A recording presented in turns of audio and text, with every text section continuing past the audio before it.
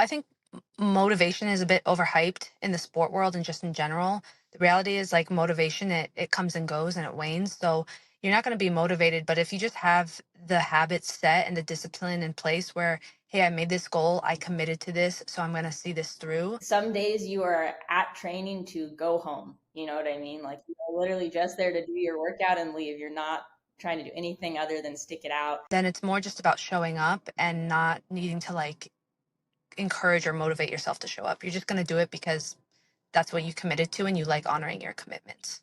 Yeah, it really just boils down to some days you're just going to be there doing it. It's like life, right? Like not every day of life is awesome. Not every day of training is awesome. You're just getting through it sometimes. Hi, I'm Lauren Parsons. And I'm Andy Jackson, and this is the All Well Co podcast. Dive deep with us as leading experts share their unique perspectives on topics such as recovery, sleep, movement, and the latest innovations in the space. In today's episode, we have two incredible athletes who not only push the boundaries in their respective sports, but also inspire others to reach their dreams.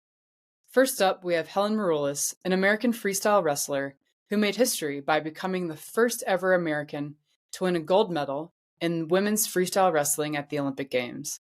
Joining Helen, we have Sierra Blair, a professional rock climber who has won the Pan American Bouldering Championships and who was a two-time national champion as a junior competitor. Let's get right to it. So it's a pleasure to have you both on the podcast today, and let's crack on. Sierra, let's start with you. Where are you from? How did you get involved in climbing? Just give us a little bit of background, please. Yeah, so I'm from Scottsdale, Arizona, and how I got involved with climbing is kind of a funny story. I was at a local mall, an outdoor local mall, I should specify, in the middle of Arizona summer, which is, 100 plus degrees every single day. And they had a portable climbing wall there. And I told my mom I wanted to try it. And so she said, okay, you can try it. And I loved it. And I would beg her to take me back every single day. And she would. And I told her, I want to be a professional climber. And my mom was like, that's so awesome. And I believe in you, but I don't know if that's really a thing. So I still wanted to become a professional climber. Didn't really know if it was a thing, but I think like 2 weeks later, there was an article in the newspaper on a youth climbing team locally that had just gone to nationals. And my mom read it and she was like, hey, do you want to, try and take climbing lessons? And so I said, of course. And, she signed me up for the climbing team basically. And yeah, from there, I think 2 weeks after I started climbing, like officially climbing on the climbing team, I did my first competition. And I remember my coach at the time saying like, oh, do you want to sign up for this competition? It's going to be, in the gym in 2 weeks. And in my head, I was like, I can do a competition 2 weeks into climbing, don't I need to know more? But yeah, signed up for it. I want to say I placed third in my category. I thought 8-year-old Sierra thought I would obviously win. I did not. I placed third, which was also last place. But really just, immediately fell in love with it and everything kind of snowballed from there. That's really fascinating. Helen, what about you? How did you get started in wrestling? Yeah, so I started wrestling when I was 7 years old. My little brother had just joined the team. My older brother was wrestling, and there weren't enough kids on the team. So the coach told my mom to just bring my brother back the following year. And she didn't want to do that. So she just told me to kick off my shoes and jump in there and be my little brother's dummy. And after about 2 weeks of sprints and push-ups and hard work, I went to my parents and I said, hey, this isn't fair. I'm doing everything the boys are doing, but they get to compete and I don't. And so my dad, knowing my track record with every other sport I joined, ballet, gymnastics, diving, I would shut down and cry. And the instructors would ask my mom to not bring me back because I was so shy. So my dad, knowing that, makes a bet and says, I'll let you wrestle one match. And if you win that match, you can keep wrestling. So I wrestled a match. That was, I won that match. And I was 1-30 my first year, but I got to keep wrestling. So I think it was fate. That's very cool. So was it your dad then that was your inspiration, or was anybody else inspired you to wrestle? Well, my dad's an immigrant. He came from Greece, and so he actually got into wrestling as a form of self-defense because he was getting bullied a lot. And then just years later, when he had children, I think he just wanted my brothers to do it just for the valuable lessons that it provided. So is there anybody else who inspired you to carry on or to be where you are now? Oh, yeah, definitely. The first ever women's Olympic team, the 2004 women's Olympic team, they were a huge inspiration for me My parents actually made me quit after that first season of wrestling because they said, hey, it's not an Olympic sport for women. There's no future for you. It's going to be weird. Why would we let you grow up wrestling boys? So I actually had to quit. And then that summer, they announced women's wrestling was going to be added to the Olympic program. So my parents came back to me and they said, well, I guess there could be a future. So if you want, you can keep doing it. So that first, women's Olympic team, and really everyone that came before them to help solidify that and get women's wrestling added to the Olympics, I would say they're really my inspiration because they're the reason I got to keep wrestling. That's actually really wonderful. Yeah, What that's cool. what about you, Sierra? Is there anybody who inspired you and has got motivated you to go to the sort of level you've got at climbing? Gosh, I think it was always something inside of me that really loved climbing. And there were definitely people that I looked up to, kind of like as I grew up climbing, like the pros at the time, whoever they were. But it was just something I always really wanted to do and really was in love with. And kind of what you were saying, Helen, about, how you'd like cry and the instructors would ask you, or ask you, I guess your parents like don't not bring you back. Anytime, like any sports I tried prior to climbing, anytime they got hard, I'd quit legitimately. But with climbing, it's something about it, like when it got hard, I stuck it out and I wanted to keep doing it. So that was kind of the cool thing of like me actually sticking with climbing versus being like, okay, it's hard. I'm like, I want to go home now. Helen, am I right in thinking you're from Maryland? Yes. Now, I was doing a little bit of research in you, and I found this expression that Maryland is for crabs and for gold medals. Oh. So that's one thing I found. I thought that was really interesting. So how many Olympic gold medals have you actually won? Gold medals, just one. I'm in a sport Oh, where we only get one opportunity. Yeah. That saying is more, Michael Phelps came from Maryland. KatieLedecky's from Maryland. Kyle Snyder, also gold medalist from Maryland. So I guess we think there's something in the water, but that's yeah. how that saying came up with, because there's so many of you there in Maryland have won gold. I love the fact you just said just one gold Yeah, medal. sure. Yeah, I'm like, this is odd. I'm like working on the second. That's awesome. I want to ask both of you the same question. I'm so curious. You have, different backgrounds, but you both incredibly hard workers. What does hard work mean to you? And have some follow-ups, but Sierra, maybe you want to answer that question first. Yeah, hard work to me really means just showing up, even if you don't want to. Sometimes I'm like a big believer and you got to take that mental break or that physical break. You need it. But honestly, hard work is just showing up when you don't feel like being there. You'd rather be at home and just doing that repetitively.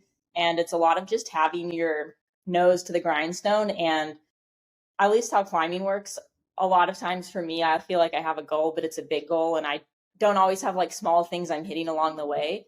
But as long as I, like keep my head down, keep working hard, even if I don't reach the big goal, I'm trying to reach something else ends up working out. So yeah, it's really just a lot of showing up every single time and knowing when you actually do need that break versus when you do need to stick it out. I love that. Yeah, certain people, it's interesting. And Ellen, I want to ask you the same question, but certain people have micro goals. It's interesting to hear that you have that one big goal, you keep your head down. So that's super cool. Helen, what does hard work mean to you? Yeah, I'm just gonna echo off what Sierra said, and I would say hard work means to me, it's just showing up and being disciplined and intentional about the work that we're putting in. I actually think that all work is eventually hard. If you're, sloppy, or if you're not putting in the things that you need to now, there's going to be a long-term deficit. Whereas if you just put in the work now, there's going to be a long-term payoff. So I think the hard work is just kind of demanding it of yourself in the now and being willing to do that work, and then and just being aware of maybe what that work needs to be. Yeah. On those hard days, how do you keep yourself motivated? I would say for me, it's just doing it. Some days you are at training to go home. You know what I mean? Like literally just there to do your workout and leave. You're not trying to do anything other than stick it out. Other times, if you're really dragging, like in climbing, sometimes it's nice to like try and get a friend to climb with, like train with, things like that. But yeah, it really just boils down to some days you're just going to be there doing it. It's like life, right? Like not every day of life is awesome. Not every day of training is awesome. You're just getting through it sometimes. Yeah. I think motivation is a bit overhyped in the sport world and just in general. The reality is like motivation, it comes and goes and it wanes. So you're not going to be motivated, but if you just have the habits set and the discipline in place where hey, I made this goal, I committed to this, so I'm going to see this through, then it's more just about showing up and not needing to like encourage or motivate yourself to show up. You're just going to do it because that's what you committed to and you like honoring your commitments. I love that. You mentioned, Helen, in the beginning of your career, I'll call it, you were competing against the boys. What was that like? I mean, I know you mentioned that it was frustrating when you actually couldn't compete in the matches, but what was all of that like?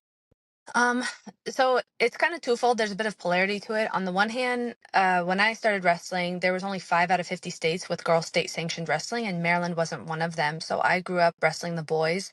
And yeah, on the one hand, it's like parents were calling me names on the mat, telling their sons to hurt me. I went to some programs and they would put me with the best kids and just tell them like, hey, wrestle her so hard until she quits or hurt her so that she goes home and she doesn't come back. And I was a little bit naive to it. I think my parents saw more of what was going on, and I was just like, wow, I must really suck. I really have to work hard if I'm gonna get better at this. But on like the opposite side of that, what was cool is that whenever there was that frustrating coach or situation, there was always just, we stuck it out and we looked for the positive in that. My mom was always able to find a coach that did support girls in sport. And so I really always had good coaches growing up, and I'm thankful that my mom was able to help me find that, and that, those coaches came around and like stuck it out and supported me. Wow. I honestly wasn't expecting that answer from you. To talk about mental. No. That's grit. Yeah. Wow. I mean, love. Wow. Yeah. I mean, Helen, that's just incredible. Yeah. Okay. That blew me away. That was not what I expected. Thanks. Sierra, in terms of professional climbing, I have no idea how a competition is structured. So can you take me through how an actual climbing competition is structured? Yeah, so I'm just going to give a really big overview because climbing's kind of funny in a way. Like in other sports, if you play basketball, right, like how you like score points is the same, and like how long the periods are and everything's the same. In climbing, the formats can be all over the place. So just anyone who's listening who's actually like understands competition climbing, we're just giving the big overview here. So in competition climbing, there are basically 3 disciplines. So there's speed climbing, which is what a lot of people think of, which is who gets to the top the fastest, and you have a rope on you and you're both climbing the same route, just, next to each other. So that's one discipline. The second discipline a lot of people think of is sport climbing, which you're basically, the winner is going to be the person who scores the highest on the route. That's something else where you also have a rope, and they have been changing the scoring for this a little bit, but just, to make it easy, consider each hold worth 1 point. So you have like hold 5 at the bottom, and maybe the finish hold is hold 50 or something.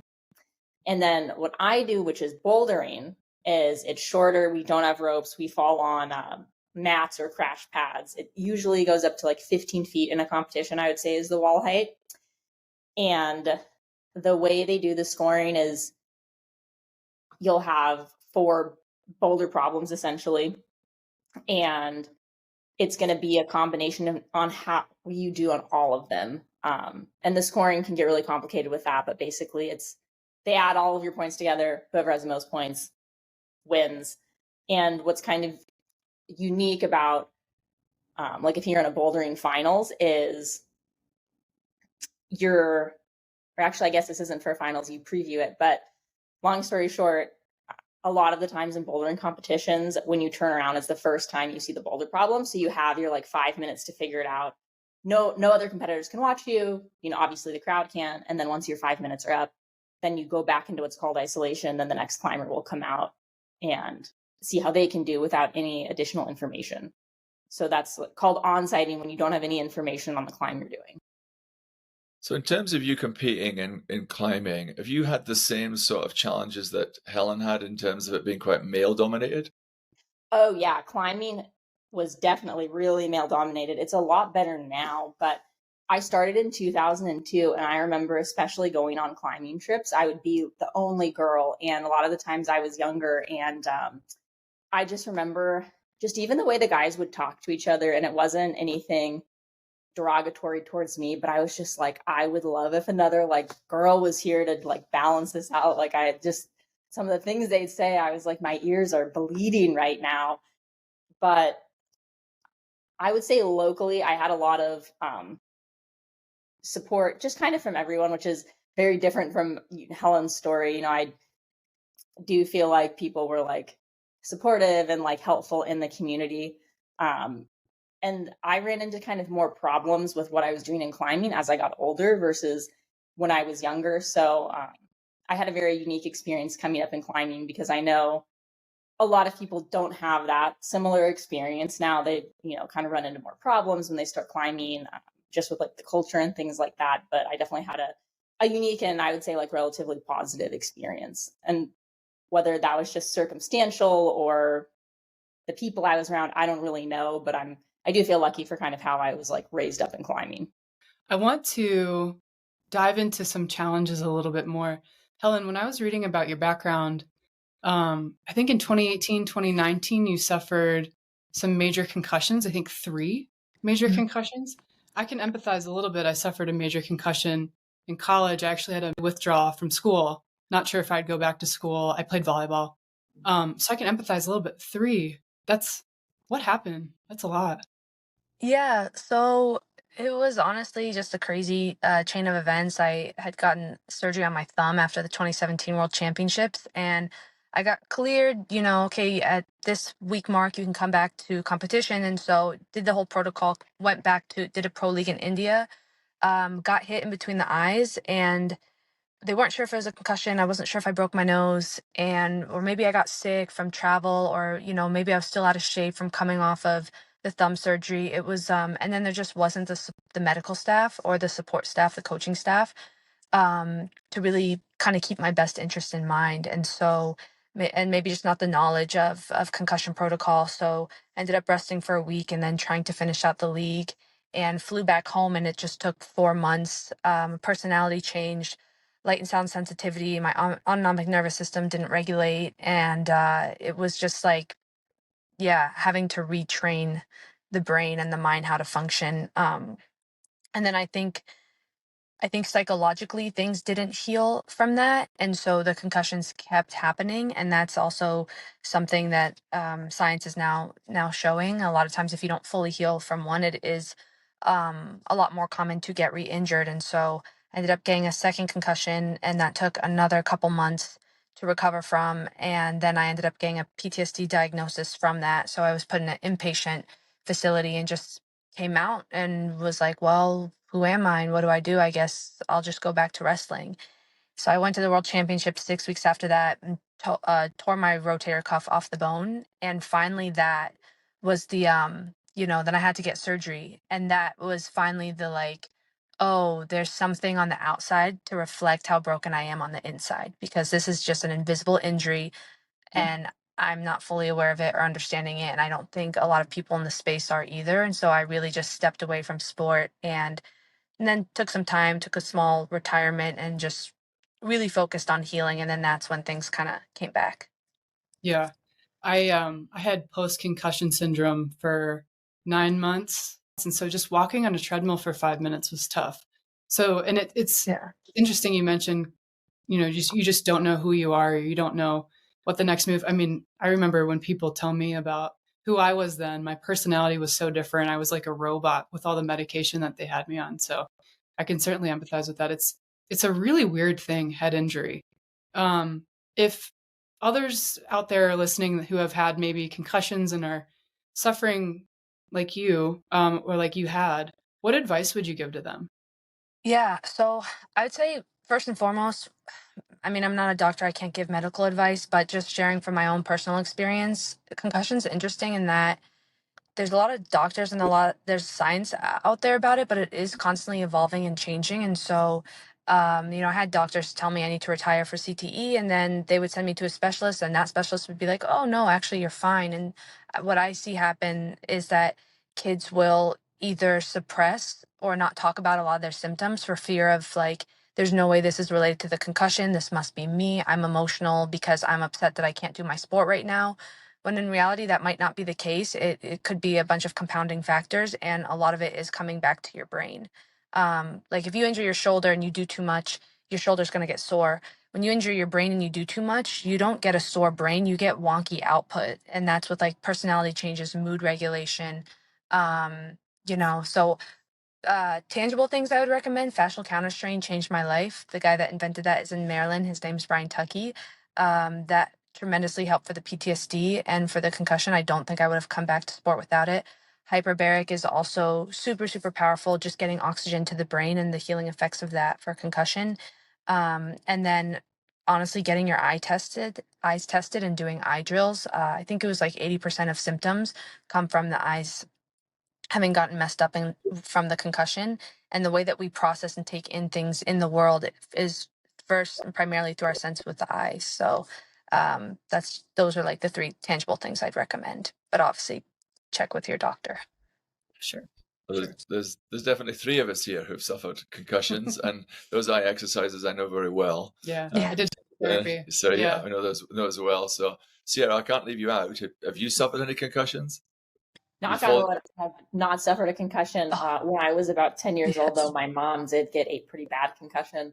So I have seen it from the eyes of a 10-year-old, right? I'm sure I'd understand more if I saw it when I was 30 now. But yeah, I know that concussions can be super difficult to overcome. And yeah, I'm so sorry for all of you. It sounds awful, you know? It's, I mean, let's face it. If you fall off what you're doing, it's probably a little worse than just a concussion. I've seen some of those mountains that you're going up. Now, on that note, I have to confess now. So I'm Scottish, as you can probably hear from my accent, and we're renowned, our saying is Scotland the brave. Sadly, when I go anywhere near a mountain, there's no bravery in what I do. My right leg or left leg will shake.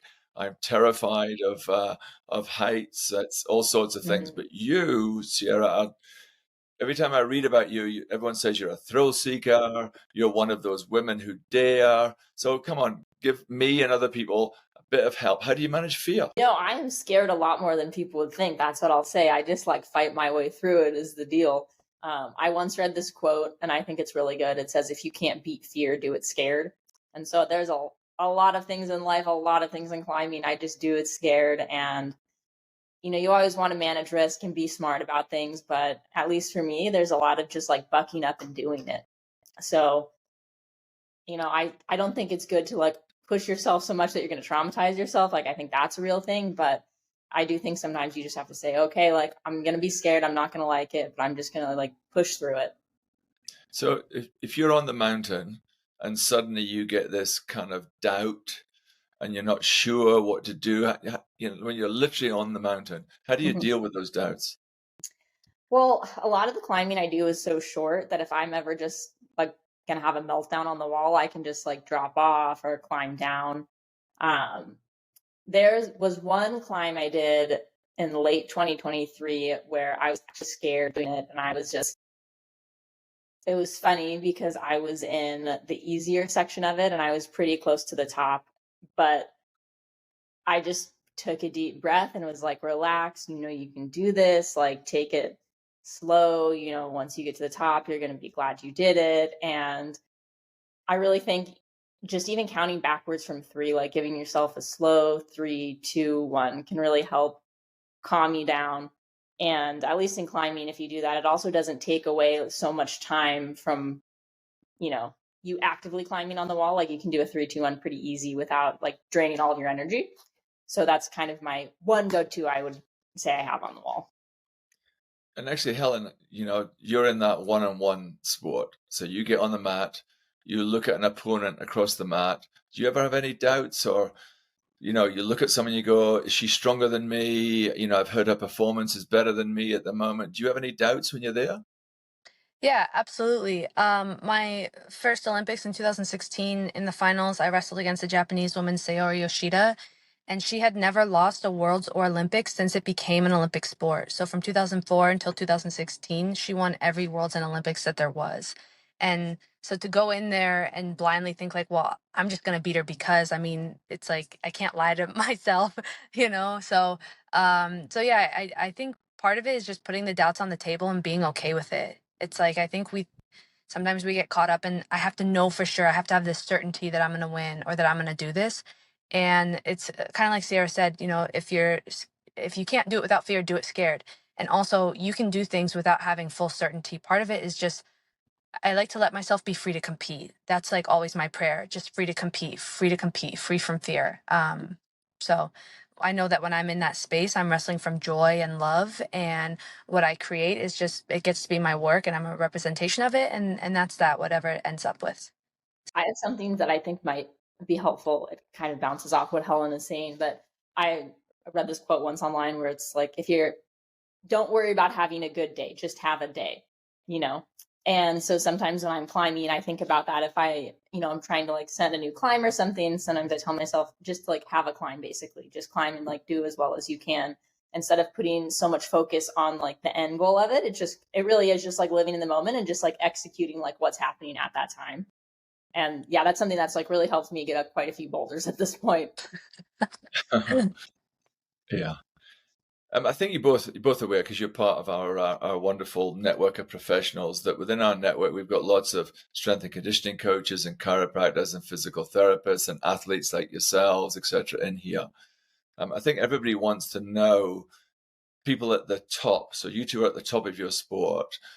So Helen, starting with you, what does a week in the life of Helen look like? Yeah, so my week is generally I wake up and I have my morning routine and my prayer, my meditation really sets my day. And then generally Monday, Wednesday, Friday, Saturdays, I lift in the morning and then wrestle in the afternoon. And then Tuesday, Thursday, Saturday, I run and then I wrestle in the afternoon. And then um, Sundays are off. Sometimes Wednesdays are off, just depending on where we are. And also wrestling's kind of year round, so we do have to periodize. So it'll be more or less depending on what part of the season we're in.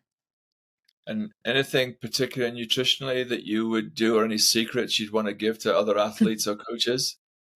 I don't know if they're secrets, but I would say nutrition is a huge component. I think once you turn 30 or even a little bit before that, you realize everything has to be dialed in. And I think that's why you can also do so well as an older athlete, because of how dialed in you can be. So, I just ordered a custom amino blend that I got based off like my blood type and how my blood changes before, during, and after a workout, and based off what aminos I burn more of for my profile. And then hair mineral analysis tests, or just, knowing your RMR, like your resting metabolic rate for your calories throughout the day, that helps. I think sometimes having the data can just really help you set the plan. And one thing that I remember I was never at your standard of athlete, but I remember that one of the things that our coaches used to say us all the time is to think about tapering, and it's a quite Mhm. well used methodology. So do you taper, and how do you do it?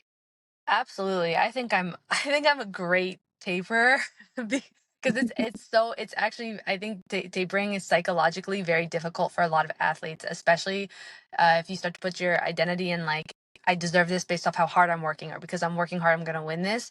Then when you have to taper and pull everything back and you just got to sit with your thoughts leading into a competition, I think that's, a lot of people will end up just still doing too much, or whereas I think I'm really good at just sitting in that quiet space and really just like, no, we're not going to overdo it. We're going to trust that this is enough. There's nothing else that I need to add from now until the competition. Like, we're ready. We're ready. So, I think tapering is extremely important. Sierra, what about you? What's a week in the life like for you? It's funny. My weeks used to be super regimented, but I would say probably since the beginning of the year, they've been all over the place because I've been climbing outside so much. So I kind of have like three types of days I have during the week. If I'm going climbing outside, I'm waking up super early, eating breakfast, and then I'm going to be outside all day, working on whatever like boulder problem I'm trying to send. And that's like a pretty full day. That day will like wipe you out. I have like rest days where I'm getting stuff done around the house, trying to be mellow, but also like trying to make sure my life is in order. And then I have training days where usually wake up, eat breakfast, go lift, come home, eat lunch, take a nap, go to the gym to go climbing that night, go to bed, and then start it all over again, depending on what's on the schedule for the next day. So it's funny. Each week is definitely going like week to week right now, just because of everything that I'm working on outside. Which I don't know, I really like the schedule right now. I definitely used to be the person who loved having the regimented schedule, but right now this is just working and I'm having a lot of fun with it. Cool, that's awesome. And then, so what is it like? Do you train mainly on your own, or do you have coaching sessions as well? Like what's that kind of you versus with a coach? Yeah, so I have more or less always trained on my own. When I was a little kid, I had a climbing coach for a couple of years. But climbing is just such a new sport that there really are just a complete lack of coaches, especially at the high level. Not that they don't exist, but it's like you kind of have to luck out and be in an area where there's a good high level coach, or you literally have to move, which isn't super feasible for everyone. With strength training, I usually do jump in with my mom and her personal trainer, like maybe once or twice a week, depending on the week. Otherwise, I just will strength train on my own too. But this is like pretty common for a lot of climbers, honestly. It is getting a lot better, but I mean, at least, in the past couple of years, I would say like 30% of the pro climbers have consistent coaches. But prior to that, it was maybe 1% of them did. Like it was just such a rare thing. Just bizarre that this sport's in the Olympics now, and so many of the athletes basically grew up by themselves. I had no idea. Do you rely on film? Do you film yourself a lot? Yeah, I do. I would say the thing that helps with the most in climbing is if you can't figure out like why you're falling on something, it's always good to review. And then of course in competitions, you want to go through and like, see what you did right, see what you did wrong, that type of thing. But yeah, it's definitely really helpful to have video going at all times. We couldn't not do this podcast without focusing on both of your achievements and your milestones, etc. And that's just one of the wonderful things about this professional network. We've just got amazing athletes like yourselves here. So I know you gave us, Helen, earlier that you said you only just won Olympic gold. But tell me, how many world championships have you won? How many total Olympic medals have you won? I've won 3 world championships, an Olympic gold, an Olympic bronze, and then 9 world medals. So you've really not achieved anything then? I feel like you never feel that way. There's always something to learn. I hope so. And are you competing in Paris this year? That's the goal. I'm in the finals of the Olympic trials, and our trials are April 20th, so that's when that will be decided. Well, we'll certainly be cheering on for you to do that. So, great luck with that. Yeah. Thank you. And then Sierra, so again, climbing super unique. It just became a sport in the Olympics. So you were on Team USA from 2010 to 2018. Is that right? Okay. Yeah. So talk us through tell us about your journey in that. Yeah. So gosh, I was on the team, the youth US team also. But yeah, 2010 to 2018 was on the adult team. And basically that just meant traveling to World Cups and, living the competition lifestyle, being gone like all the time. And yeah, it was a great journey. And I've done a lot of competitions and had a lot of fun. Yeah. And then so the sport became a part of the Olympics in 2020. Mm-hmm. Do you have ambition to compete in the Olympics? No. So the thing that is a little weird about the way they did it is basically in climbing with those 3 disciplines, you usually have people who are just a specialist in a single discipline. So some people might do crossover in between them, but I guess it would be like the example we always use is like a sprinter versus like someone who runs a marathon. Like I'm not trying to sound ignorant here, but like I don't know anyone who's like an Olympic sprinter and also like Olympic for marathons, Yeah. So when they for the 2020 Olympics, you had to do all 3 disciplines. Whoa. And for me, I tried to pick up sport climbing and speed climbing, but I hadn't sport climbed in over 10 years at that point, and I had never climbed on the official speed route. And it just, number one, I think it would have taken me a long time to like get up to par, and it was just sucking like the life out of me. I just like I'm not a fan of sport climbing. I'm not a fan of speed climbing.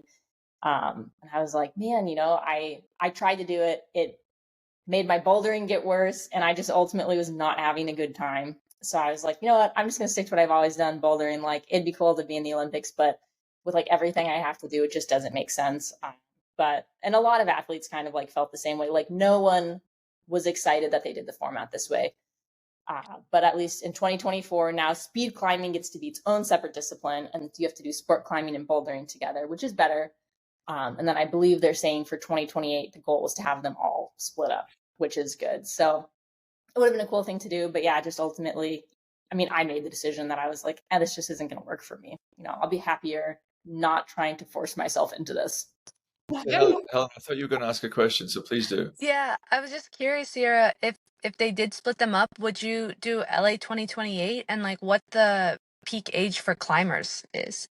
Ooh, peak age, unfortunately, I feel like many people would say I'm probably past it. It's kind of like early to mid 20s, but that's not a hindrance in my opinion. You know what I mean? Like you're going to make Yeah. it where you're going to make it. So it wouldn't be something that I would be against doing. I think it just have to be so situational to like what I'm doing in life at that point and just how I, you know, personally feel.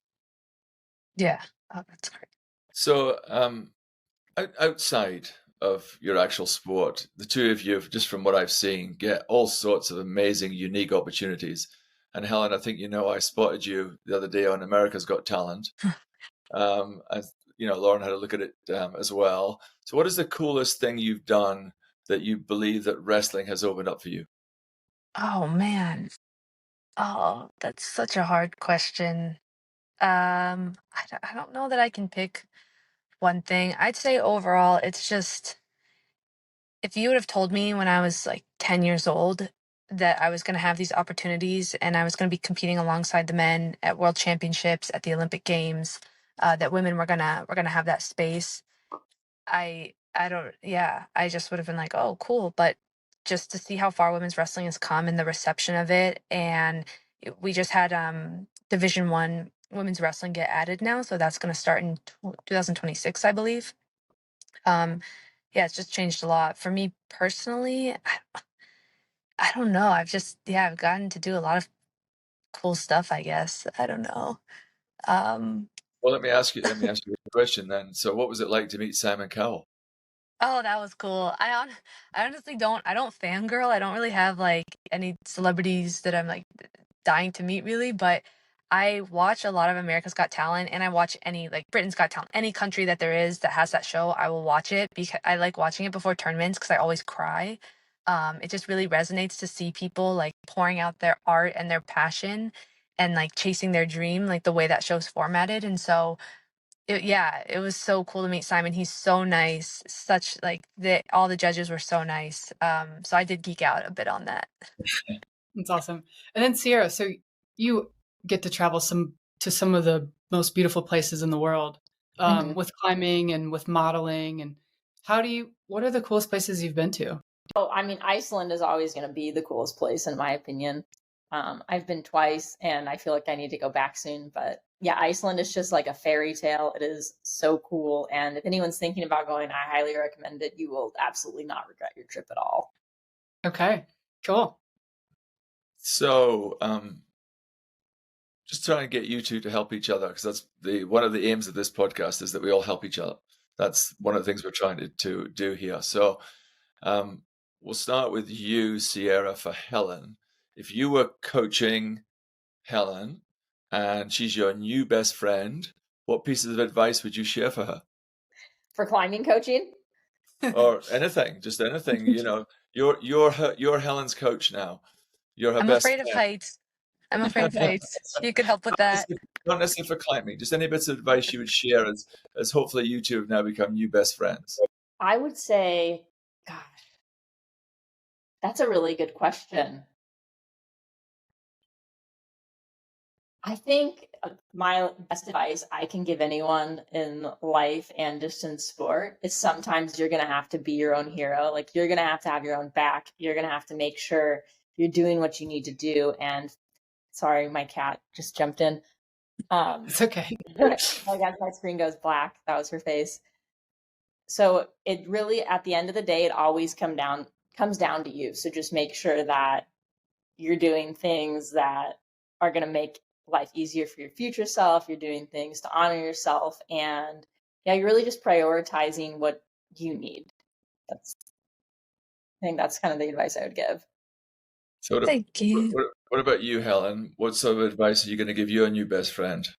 Well, I would say, I mean, from everything that I've known and got to hear from Sierra, I mean, she's obviously a super strong, powerful woman. So I don't know that she needs advice, but I think one of the cool parallels is it seems like climbing is maybe like 20 years behind how the women's wrestling progression journey. And so Sierra's just really one of the trailblazers, and I just see it as like maybe the timing of like Olympic years and stuff might not have worked out for her just from like where she was born and how that career took place. But obviously she's an amazing trailblazer. And so I would just be super encouraged to see her, maybe if she was open to it, become one of those coaches for the young girls. Cause I'm sure so many girls need that and would love that. And yeah, I still see the Olympics in like some type of capacity, if it would be coaching down the line, or yeah, that she just keeps shining her light and sharing, because it's very inspiring. That's awesome. I appreciate that. That transitions perfectly because, Sierra, my next question is, what advice do you have for aspiring climbers and athletes in the sport?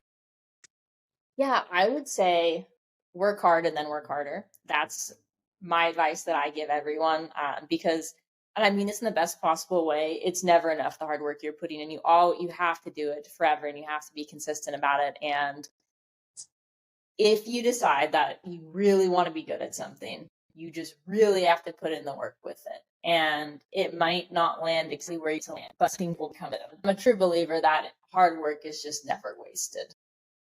That's great. And then, Helen, do you have any tips for aspiring Olympians and wrestlers? Yeah, my advice would be that use sport as the vehicle to get to know yourself, because when you know who you are, you'll know what to do. And what works for one person isn't going to work for every other person. And so I would say the best thing you can do is use this sport and this time to learn more about yourself and to, prove to yourself that you can overcome things, set those challenges, go after it, and that nothing's set in stone. You can constantly recreate yourself, and whether you think you can or you can't, that kind of saying, that's what you'll become. But I really believe that if you just keep sticking with it and work through it, and work on yourself as a person, that those things will come, and that you'll enjoy your journey. I think both of you heard me say earlier that our podcast is about strength, which I think you've both clearly shown. It's about kindness and it's about perspective. Let's just deal with the kindness bit now. So one of the things we want to do is to help everybody who listens to this podcast, to help anybody in our community through sharing kindness. And I think this world, we'd all agree, needs a bit more kindness right now. So starting with you, Sierra, whether it's the biggest influence in your career, a mentor, in terms of kindness, who deserves to get a shout out from you? Oh, I mean, definitely my mom. She's just always been so supportive of everything, and still is, and always, the person I can like really rely on and lean on. So for sure, my mom. Helen, same for you. Who's been your biggest influence, mentor? Who would you like to show some kindness to give a shout out to? Well, I was gonna say I was gonna say a strength coach, but after Sierra said mom, I'm like, yeah, nothing tops mom on the list. But I would really like to shout out a strength coach that I have right now, Justin King, and he was one of the students of my late former coaches from 2016, Charles Poliquin, who passed away. And I just started working with Justin this year, and it's really come full circle. And strength has been a big piece for me in my wrestling, and it's just been really amazing. And then Eric Arvalo and coach with the OCAC. They've also been doing amazing work for women's wrestling and for opportunities, and I'm so grateful for them. Oh, that's interesting. You brought up Charles. Charles was a good friend of mine back in the 90s and the early 20s. We used to run big fitness and sports conferences in the UK, and he often came and spoke at our conferences. So it is sad that what happened to Charles. He was one of the top coaches ever. Yeah, it's phenomenal. I'm so blessed that I got to work with him, and it's so his impact. He always talked about there's no point being the richest man in the grave, and it's just so crazy that even now, years later, it's like anyone that knew Charles, just the connection that you have, or the way that he's connected people, it's been so beautiful, his legacy. One final question for the both of you.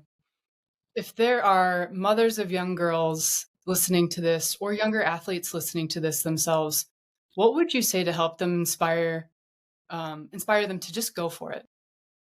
I would say the one thing that climbing has especially taught me is it's crazy what you can achieve. And really the only way you can test that is try. So I say parents, kids, always be encouraging of what they're doing and to the best of your abilities, facilitate taking them to the gym, taking them to competitions, and making them feel like their goals and their passions aren't a hindrance. And for me, I knew that was something that really helped me, as my mom was always very pro climbing. And I had other, like youth teammates who their parents didn't offer the same type of support, like could kind of have cared less if their kid was on the team or whatever, just didn't help facilitate their goals. So I think that's really helpful, is to have that support behind you. And then to athletes themselves, just you can accomplish great things. You just need to put in the work for it, and everything's work. Yeah. And then Helen, what about you? Yeah, I would just say to parents and to young girls, young athletes, I think it's very hard to be a young kid these days. As it seems, I feel like it's maybe harder now than it's ever been with the advent of social media and just a lot of messaging that I think kids shouldn't have to deal with, or maybe be bogged down by. And I think that sport is a beautiful thing to have your child go into, because it's going to provide this safe space for them to learn these lessons, to get to learn about themselves, to grow.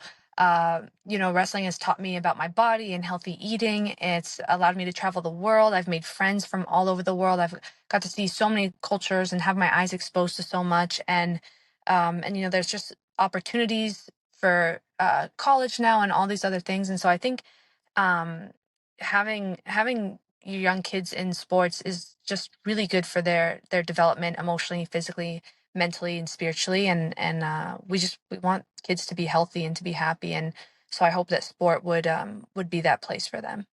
Just quickly before you sign off, don't forget to visit network.allwellco.com and join our professional network. You'll get to enjoy exclusive benefits from brands we love and have access to a community where learning and professional development are always at the forefront of everything we do.